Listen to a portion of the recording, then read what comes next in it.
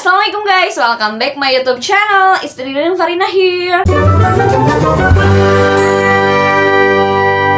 Oke guys, di video kali ini aku mau bahas tentang percuanan mahasiswa dalam menjalankan kehidupan sehari-hari. Dan aku di sini tentunya gak sendiri. Aku bersama teman aku. Tunggu ya, aku tarik dulu dari atas. Aku dari mana nih? Dari bulan. Jalan-jalan guys. Oh iya, karena kita sekarang masanya libur, jadi ini nama liburannya ke bulan ya, orang mah ke matahari. Sekarang aku udah ditemani Nina Solihah. Teman-teman juga mungkin udah lihat ya di video aku sebelumnya bahas tentang beasiswa ya Nin. Oke, perkenalan lagi aja. Halo, perkenalkan nama aku Nina Solihah. Dan Nina itu adalah salah satu mahasiswa di UIN Bandung. Sunan Gunung Jati Bandung. Kita mau bahas tentang percuanan yang kita butuhkan. Sekarang sudah semester 5, sudah 2 tahun. Meskipun 1 tahunnya corona ya Nin. Aku Di sana ya? setahun setengah gitu. Oh iya, setahun setengah udah Stay di Bandung. stay di Bandung. Ya Ini gitu. aku ingetin dulu, ini versi aku ya teman-teman. Iya, ini versi Nina dan ini juga versi aku di Tasikmalaya. Oke, tanpa berlama-lama langsung aja kita lanjut ke pembahasannya. Let's go! Oke guys, sebelum aku bahas tentang pertanyaan-pertanyaan masalah percuanan, aku mau tanya dulu nih ke Nina. Karena Nina ini masuk UIN Sunan Gunung Jati Bandung langsung sambil pesantren ya Nin. Iya. Nah, jadi aku mau tahu kenapa Nina milih untuk pesantren daripada ngekos. Yang pertama, alasan aku dulu pilih pesantren itu karena tempatnya jauh. Mungkin bisa dibilang pertama kali deh kayaknya stay yang lama banget di Bandung. Dan aku tuh nggak tahu ya posisinya atau lokasinya itu seperti apa. Dan yang aku dengar dari cutting itu lingkungan kota itu kan banyaknya negatif gitu ya. Kalau misalkan di masyarakat kayak maling Pasti pergaulannya juga lebih luas gitu ya. itu juga yang paling dikhawatirin itu. Intinya aku tuh dulu milih mau pesantren itu mau nyari lingkungannya biar meskipun misalkan nanti di kuliahnya aku dapet lingkungan yang baik, tapi kan kalau di pesantren kita insya Allah Setidaknya kalau di lingkungan pesantren itu ada yang ngingetin gitu ya. nah itu. Pesantren itu kayak gimana? Apakah pesantren itu gabung sama kampusnya atau di luar kampus? Oke, untuk pesantren yang sekarang aku tinggali itu pesantrennya nggak ada hubungan apapun dengan kampus, jadi mereka masing-masing gitu guys. Aku dulu dapat infonya itu dari teman seangkatan yang sama-sama mau kuliah di Bandung. Kebetulan kita satu jurusan dan lagi nyari pondok gitu. Sebenarnya opsinya itu banyak ya. Kalau di UIN itu kalian nanti bisa search di Google, itu banyak banget informasi pondok untuk yang mau kuliah di UIN Bandung. Nah, kalau aku dulu itu kurang banget ya informasinya untuk pesantren aku yang sekarang, tapi sekarang alhamdulillah udah lebih maju. Kalian bisa lihat di IG. Pesantrennya itu Miftahul Huda Al-Faqih 2. Jadi pas masuk itu nggak ada bayaran apapun. Maksudnya untuk ke pesantrennya gitu, kecuali untuk tempat tinggal kita aja. Jadi kita pas masuk cuma bayar tinggal kita.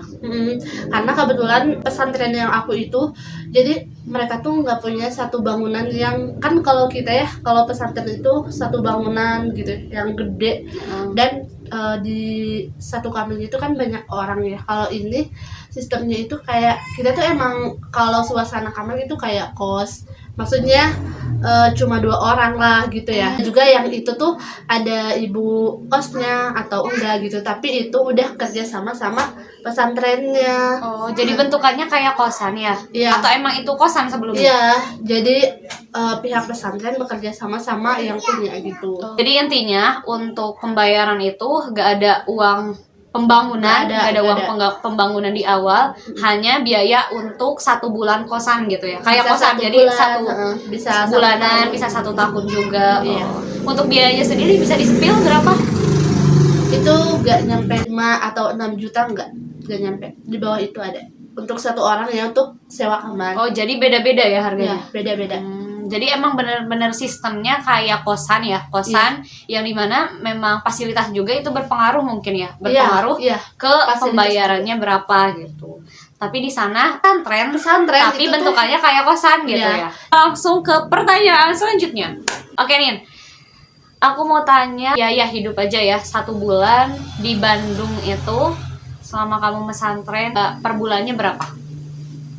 Oke teman-teman, untuk itu aku nggak bisa hitung fullnya berapa, tapi biasanya kalau aku dikirimnya itu jadi nggak langsung per bulan gitu, jadi kadang susah naker.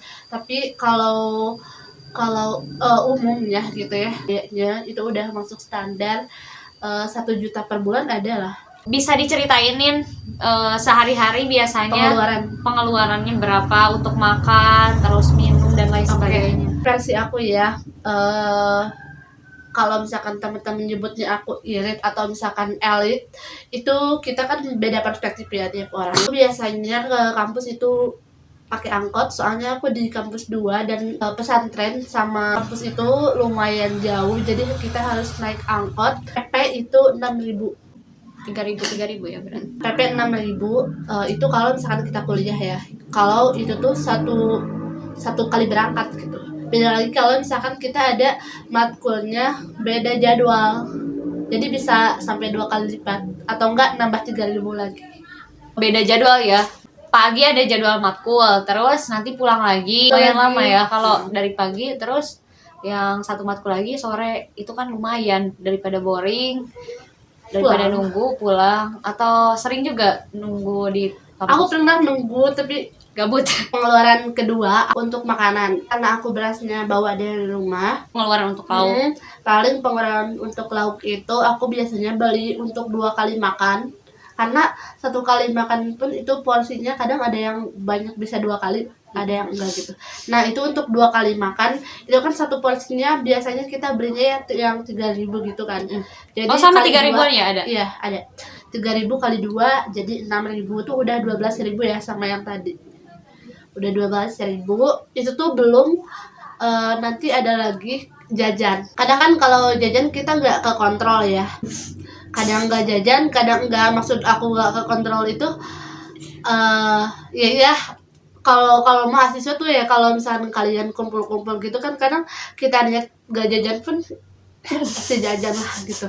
10.000 sih, 10.000 ke atas, karena harga satu kita makan satu porsinya aja itu kalau misalkan beli gitu biasanya itu anak-anak mahasiswa belinya 5.000 gitu loh. Itu satu kali beli ya, satu kali beli. Dan beda lagi kalau misalkan yang dibelinya itu harga yang di atas itu. Tapi kalau untuk aku kadang manage, kita bikin patokan sendiri gitu ya, satu harinya itu harus habis berapa, jadi uang kita enggak cepat habis. Kalau di Tasik biasanya emang gimana? Oh ya, ini versi aku ya di Tasik. Nah, aku di Tasik tuh ngekos dan ada niat juga sih buat pesantren, doain aja ya. Untuk biaya hidup aku sama sih sebenarnya, 1 jutaan untuk 1 bulan itu. Aku biasanya suka nyatet juga buat ngontrol pengeluaran, buat jajan ataupun buat makan sehari-hari gitu. Jadi ada patokan harga. Karena memang buat makan ya, aku juga sama, beras bawa dari rumah, pengeluaran paling buat lauknya gitu. Tapi kadang-kadang aku juga suka makan di luar, buat masak nasi ya makan di luar gitu.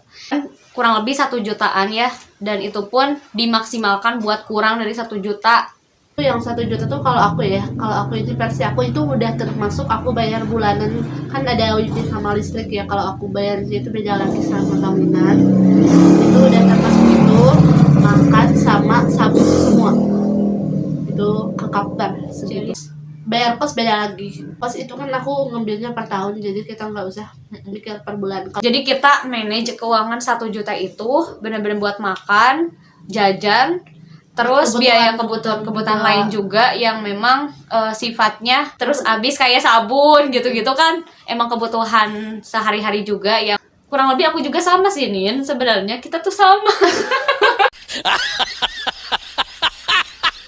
Tapi aku tekanin ya teman-teman untuk tidak menjadikan aku itu sebagai patokan kalau misalnya kalian mau hidup di Bandung, karena kembali lagi itu ke kehidupan kitanya gimana di sana. Intinya itu kembali kepada kebutuhan kita dan juga lihat situasi dan kondisi yang ada di tempat tinggal kita nanti gitu. Oke guys, mungkin itu aja yang bisa kita sampaikan, meskipun sedikit, secuil ya, tapi semoga bisa bermanfaat untuk teman-teman semua.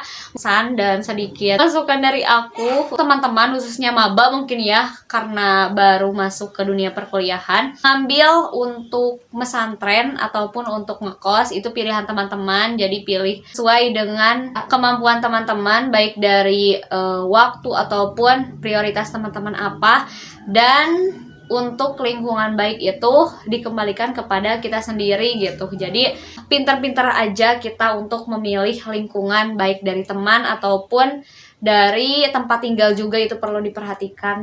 Sehari-hari kita bakal tinggal di sana gitu. Satu lagi yang perlu di-highlight dari percakapan kita tadi itu adalah budgeting. Ingat ya teman-teman, itu kembali lagi ke kehidupannya teman-teman, cara teman-teman keluarannya gimana, dan mungkin dari kita tuh yang satu perlu ditekenin tuh harus dicatat gitu, biar kita punya takaran ke depannya itu kepastian gitu loh, per bulannya berapa gitu. Pengeluaran itu bakal sesuai dengan penerimaan uang yang kita dapat gitu. Jadi itu disesuaikan melalui tulisan. Mungkin teman-teman juga bisa lihat di video aku sebelumnya. Aku sempat buat video pembahasan tentang alat-alat yang bisa membantu kita dalam mengatur percuanan. Mungkin itu aja dari kita. Sedikit terima kasih sudah menonton sampai akhir dan semoga bermanfaat videonya. Semangat untuk kalian. Terima kasih. Wassalamualaikum warahmatullahi wabarakatuh. Bye.